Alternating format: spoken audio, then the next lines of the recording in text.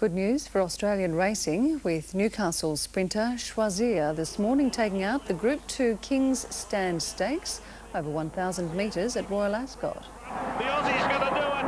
Choisir coming home to win the King's Stand. What a famous victory. Choisir wins it. Leading all the way, the Paul Perry-trained 3-year-old started at odds of 25 to 1. Just a great, great thrill to be here today and do that, and one of the better thrills you'd ever have in your life, I think. Choisir is now expected to return to Royal Ascot on Saturday to run in the Group 1 Golden Jubilee Stakes. Now to the weather and the forecasts. Showers expected in Cairns and Brisbane. Matthew, nice to be joining you on Sky for Inside Running on a Wednesday. A great day for Australian racing. If you're just tuning in, haven't been brought up to date with the news, the Australian colt Choisir has won the Group 2 King's Stand Stakes at Royal Ascot overnight, ridden by Johnny Murtagh. Tony Brassell joins me. Good morning, Tone. Good morning to you, Matt. And yeah, what about that? What a result for Aussie racing. An historic day. I bet you're keen to have a look at a full replay of Choisir winning that race. Am I what, Matt? Yeah, it only goes for about a minute or so, but it'll be a privilege to watch it. I've got it coming up for you right now, Tony. The Group 2 King's Stand Stakes from Royal Ascot, Choisir at 25 to 1 down the straight course of 1,000 metres. Rearing. That's it. They're racing. Continent missed it on the near side. Dominica, one of the first away. Right up there too is Firebolt, which is the Hong Kong runner. Olivia Grace showing pace, and Choisir for Australia is up sharing the early lead. Wonder's Dream is alone right over on the far side, and Oasis Dream just slots in behind them from Lady Dominatrix, and further back then Dominica, the near side. But Castle is back in the field from Acclamation as they sort themselves out from Sadat. But Choisir, the Australian sprinter, going like the wind out in front for Johnny Murtagh, leads by a length and a half here. To in second Dominica, wider out then battling on is Oasis Dream, followed then by Elusive City. A furlong and a half left to go. Choisir, though, on the stands rail is 2 in front. Oasis Dream trying hard to pick him up. They're making no impression at the moment. Followed then by Dominica, Choisir, Johnny Murtagh 3 in front. The Aussie's going to do it. Choisir coming home to win the King's Stand. What a famous victory. Choisir wins it. Acclamation second. In third then Oasis Dream, followed then by Dominica. Back in the field, the Trader, Elusive City, Lady Dominatrix. For you and for this horse, halfway around the world, and absolutely pulverised our sprinters.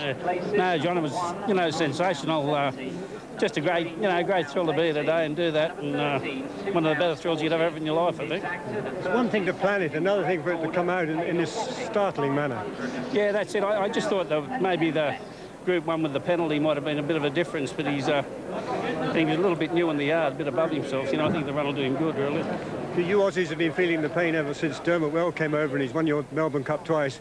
This is really socking it back over here. Oh, mate, they'll love it at home. They'll say that's a square up, yeah. I mean, when did the planning of this start?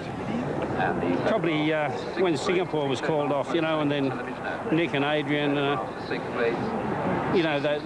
were ringing up Jack Pentley at home and sort of pushed us to come over. So, when the Singapore race was off, we sort of decided to take it up. And he's been here for just over 3 weeks. He's in the big one on Saturday, isn't he, the Golden Jubilee? Are you tempted to take that in as well? I think so. He's a big, strong horse. I don't think the backup will suit him. I think the drop in weight, without the penalty will definitely be in his favour. He's been hidden away in Newmarket now. It's a little bit different to the sort of training facilities you're used to at home, isn't it? Totally different. It's just so good to be here to see it all and the way you do it. And I did think we worked him on one of them grass tracks on about the Friday. Gee, it worked well. We were sort of quietly confident he raced well. Quietly confident. I hear there's been quite a lot of money piling on this horse from Australia and other distant outposts. Oh, mate, we truly couldn't believe the odds. It was great.